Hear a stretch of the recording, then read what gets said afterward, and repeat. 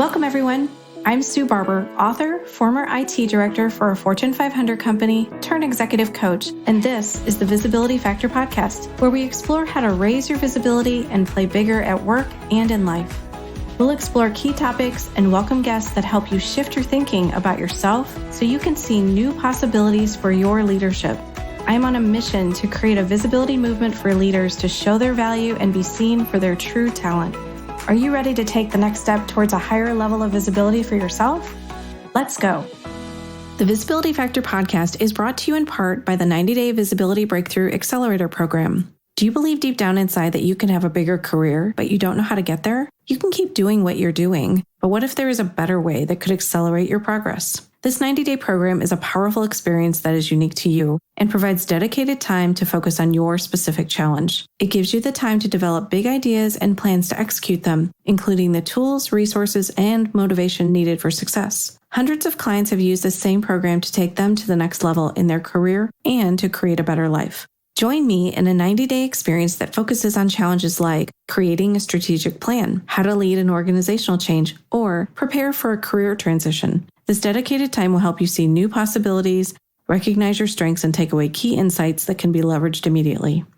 Are you ready to create a breakthrough for yourself? If you're interested in learning more, visit susanmbarber.com/visibility breakthrough accelerator for more information and to sign up for the program. I look forward to seeing you there. Hello, everyone. Welcome back to the Visibility Factor podcast. This is Sue Barber, your host. Today, we're going to talk about leadership assessment. Now, I don't know if you've ever had a leadership assessment for yourself or if you've done them for your team or your team members have done them.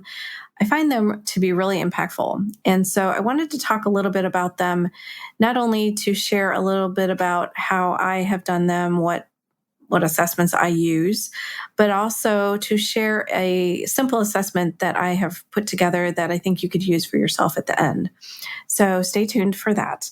But let's start with assessments in general. So if you haven't ever done one, I'd be interested to know if you have considered one, right? Is there a reason you haven't done one before?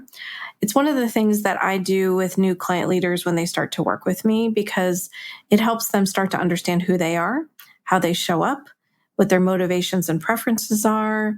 It helps them look at their strengths and what may be getting in the way of their success and how that could be impacting them.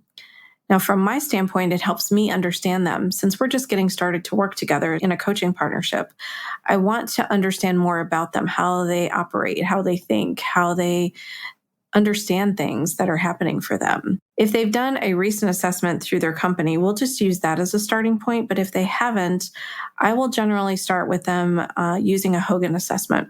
So I'll share a little bit about Hogan if you haven't heard of them before.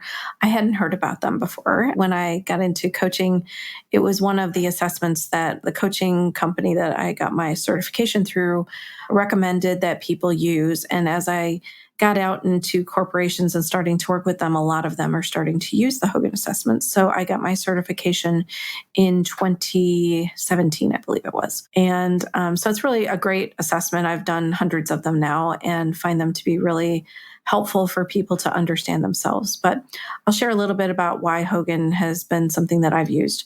So it has over 30 years of independent research around the different types of people that they have done assessments on, the work that they've done from a psychology standpoint to understand people and put this assessment together.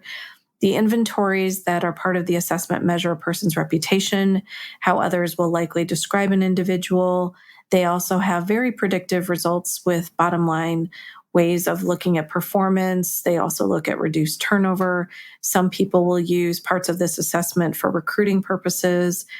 And they always frame it in the context of business and leadership. So everybody who's working in the workplace, trying to understand how they operate with each other, communications, et cetera, it always comes with that kind of lens that it's looking through when it gives results. It underlies our behavior, actions, reactions, and interactions.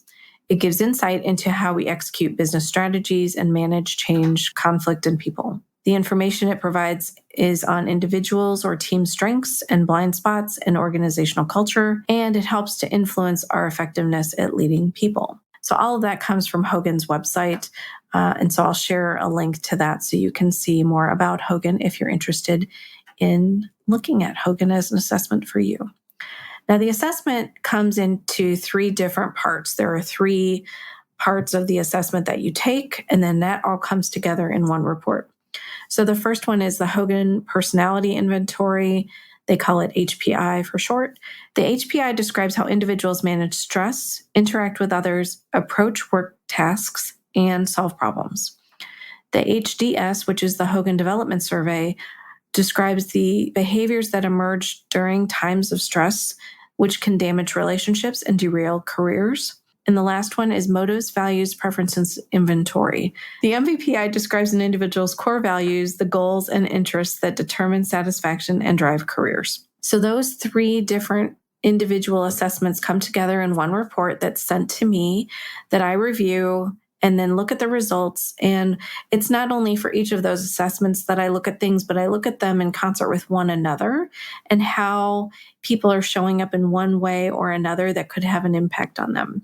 I put together a summary for them because I want them to understand what the results mean. I've had many different assessments in my career, some of which someone would just hand to me and say, just read through this, figure it out, you'll be fine. It's not that easy, right? Some of these assessments are huge. The books that they give you, the results that they give you are huge. And if you're not certified or you don't understand it, it just doesn't mean as much. You don't know what to do with it. So I like to provide that kind of high-level summary for people so they understand what could be happening for them. They can decide if they want to take actions to make adjustments. To me, the most important part is the conversations that we have. They're so impactful. Now, I'll tell you, when they come into an assessment review, they have fear because they wonder what's going to happen, what's going to show up in this result. They think about all of the things, probably like when they were back in school. Most of them are high achievers who want the perfect score in the test. These assessments don't work that way. There's no A or F here. There are no right or wrong answers. It's about where they are right now and whether they want to continue doing what they're doing going forward. I want them to know that this is just an exploration of what could be happening. Doesn't mean that it's true. It means that they just get to ask the questions of themselves and they get to decide what to do with the information. So a great quote I found here by someone unknown is, fear, uncertainty, and discomfort are your compasses towards growth. So going through an assessment like this is uncomfortable, right? It's going to ask you some hard questions. It's going to make you think about some blind spots that you might have and whether or not those things are holding you back. And as a coach, it helps me uncover what stories, beliefs, assumptions, fears that they have in their head. It also looks, though, at what they're passionate about. What do they love to do? What are the things that make them happy? My goal is to create a safe environment for them to feel comfortable talking about these things so that we can begin to look at where they are currently and see opportunities to do things differently, especially if they're holding themselves back from their potential. My lens is always, as you know, looking at things from a visibility standpoint as well. Where are they holding themselves back from being more visible? Are they dealing with imposter syndrome? Are they not thinking about the things that they could be doing more because they're operating from maybe a fixed mindset versus a growth mindset? All of those things are kind of going through my head as they're talking about the results, and I'm asking them questions to dive in a little deeper because it helps us inform maybe where we set up some goals to work together going forward. The Hogan is just one example of an assessment. There are many others. Some you may have heard of, like StrengthsFinder, 360s, Leadership Versatility Index, Myers-Briggs. There's so many. I remember taking a class on assessments in my coaching program, and there were so many assessments out there that I think there were probably 15 of us in the class. All of us had an individual assessment to review and come back to the group and talk about. There's that many. So there's way more than that probably. But I was so amazed that there was that many assessments out there. And it's interesting also that so many people get certified in a lot of them. I'm certified in DISC and Leadership Versatility Index and Hogan. Those are the ones that I would say I use the most. I do review a lot of things in StrengthsFinder with people, but I'm not certified in that one. So if you want to do an assessment, one of the things I would just ask you to consider is make sure you work with somebody who is certified to interpret the results for you. Because if you want to understand it in the best way, they've been through training to do that. And so I want you to just have someone there as a guide, someone that can coach you through it, and so that you don't interpret it in the wrong way for you. And if you're interested in doing a Hogan assessment or DISC or leadership versatility index, I would love to have a conversation with you and do that with you. So I'm a big proponent of assessments, as you probably can tell, but it's a starting point, right? I want you to be able to learn information about yourself. Now, if you don't have the ability to do an assessment right now, I put together something that I thought might be helpful. I wanted you to be able to do some questioning of yourself, to use something as a starting point. And I recognize that when I have these conversations with people and when we're doing the reviews of the assessments, there's some big areas that we usually talk about. And so I put together some questions that you can start with, and I wanted to share them with you. Now, one of the things I want you to consider is that you can do this for yourself, but you can also do this for your team. So if your company offers assessments and you can explore those through HR, you should definitely do that. If you don't have that ability, and maybe you're a smaller company who doesn't have that relationship with an assessment company, then you could do something like this for yourself as a starting point. So today's visibility action is going to be a little bit longer because I wanted to walk you through these questions. All you have to do is give a simple yes or no. Now, I know that these questions are going to be a little bit bigger than that. I know it's not that simple, but I want you to really kind of do an objective review. And do you feel like these are things that you can do if you were asked to? So I'm going to position this as a self-assessment. Obviously, if you're going to ask these questions about some of your team members, you may have to make some shifts in the questions to think about them as the person that you're asking the question about. But I'm hoping it gives you some ideas to consider. So the first question, can you articulate your value? If someone said, what are you good at? What are your strengths? What value do you provide to the organization? Could you answer that question? I know it's a big question, but I want you to be able to do that. So you could be able to say something like, the value I provide to this organization is X, X, X, whatever those three things are. You can do that in a very simple way, but you need to think about it and be prepared. Do you communicate with impact? A lot of people communicate a lot of words. Are they impactful? Are you doing it in a way that people are hearing you? Are you thinking about the messaging? Are you planning it out? Are you asking questions that are impactful in meetings?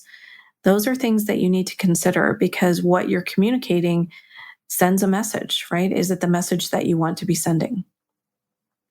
Are you able to manage ambiguity and solve problems? As I've mentioned before on the podcast, ambiguity was a tough one for me. I wanted to have more information before I could solve a problem or answer a question. And if things were very ambiguous, it was hard for me until I learned the importance of making assumptions. Making assumptions allows you to move through ambiguity. So making assumptions about a situation, what do you know? What do you not know? How can you make a decision using assumptions that says, if something changes in these assumptions, something's going to change in my answer. It allows you to move forward. So I hope that is something, if you're struggling with ambiguity, you can use to your advantage. Can you confidently lead and develop teams? Now that may be, if they're not leading a team today, maybe they're leading a project team though. They may not have direct reports if you're talking about your team members, but if you're talking about you and you have a team, can you confidently lead and develop your team? Confidently is the key word there, and develop is the other key word. Being confident is just looking at and trusting yourself. It's really easy for people to start to look at other people and compare themselves and say, I'm not good enough. They're stronger than I am. They've had more years of experience. If you trust yourself, I promise you, your confidence is going to grow because you know the right answers. You just have to look within and know that you can figure things out. You can ask for help.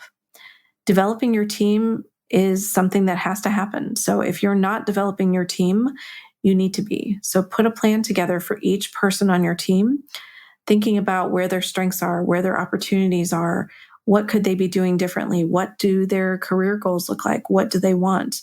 How can you help them get there? Can you lead through change and transitions? Every company is going through change all the time. It's just a matter of, is it a really big change or a small change?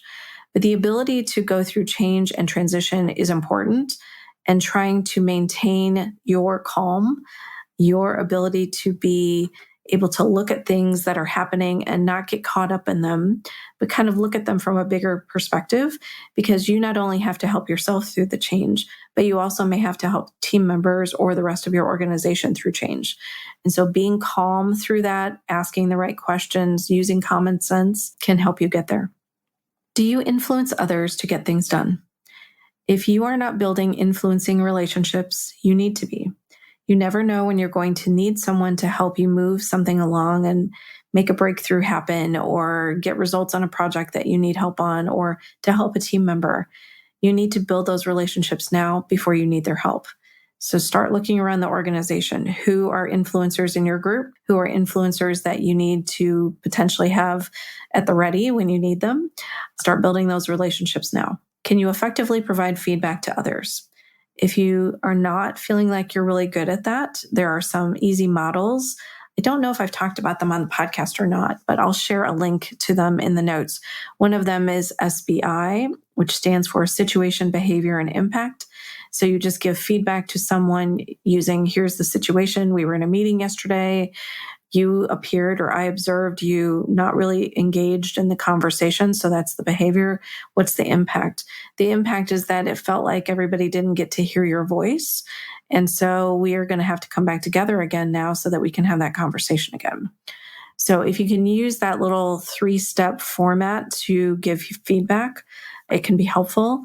Feedback, whether it's strength feedback, whether you're telling them they're doing something well and it's positive, or constructive feedback. The only difference I would say in constructive feedback is that you want to ask them first how they feel something happened for them. So if they were in a meeting and something didn't go well, say, how do you think that meeting went? You really need to know what's in their head, because I have made some assumptions at times that were wrong. And when I asked the person to give me feedback first, I actually learned something that I didn't know, that the reason they were acting this way or the reason they behaved this way was because of some other thing that happened that I didn't know about. So I find it easier, especially in constructive feedback, to ask the person first how they think they're doing, how they think that situation went, so that you can use that as you're giving the feedback to them. The next one, do you hold others accountable? I know accountable is like a loaded word for people. A lot of people are scared of it. A lot of people are scared to do it because they'll feel like people won't like them. I want you to think about being respected versus liked. If you're not holding others accountable, it sends a message to, let's just say there's one person on your team you're not holding accountable. It gives a permission slip to everyone else that they don't have to do what's needed. They don't have to meet their due dates. They don't have to deliver things on time because you don't expect that one person to do it. It has to be fair. It has to be across the entire team that you're holding other people accountable, especially like my role as a program lead at one point in time. Those people didn't report to me, but they knew that we all had to come together to get this program done. And so I held them accountable to give me information, whether it was, yeah, I can't do it this week, but I can do it next week. That's fine. You don't have to have the perfect answers, but we need to be honest and we need to be transparent about what we're doing. And my role was to hold them accountable to deliver this program. So that's just an example. Can you delegate to team members? Delegation is not easy, especially for new leaders. But delegating, whether that's on a project team or whether you have direct reports, is important because you cannot do it all by yourself. Believe me, I tried. I tried to do it all by myself. It just doesn't work. It's not sustainable. So if you can follow an easy process on delegation, it's thinking about what you want to delegate, how skilled is that person in doing it, how much exposure is that thing that you're giving them. That tells you a little bit about how much help they're going to need from you, how much guidance you're going to have to give them, how much coaching, how many check-ins you might have to do to make sure that they're successful. Use it as a way to have an agreement with them that they're going to do it. You're going to check in on a regular basis. You're going to guide them, but you don't need to tell them how to do it. You don't. They can figure those things out. That's how they learn. You just need to tell them what the outcome looks like. And the last question, do you trust yourself to make decisions? I did not trust myself for a really long time. I believed everybody else knew more. That was my imposter syndrome talking. And now I can see the value of any leader trusting themselves, because you all come with so much experience and knowledge that makes you unique. And you can ask questions of other people to learn more information. You can ask for help from other people to be able to make a good decision. But at the end of the day, you have to be able to trust yourself, because you're going to be in situations where you have to make the hard decision. You have to be courageous. You have to stand up when everyone else says we're not going. You may have to be the person that says, yes, we are. And I feel really comfortable with that because I trust my team. So I want you to be able to feel that way and start to trust yourself now. Just look at decisions that you're making today. Were they the right ones? Did you have to go change them? Most of the time you don't. Most of the time, the decisions that you make are the right ones.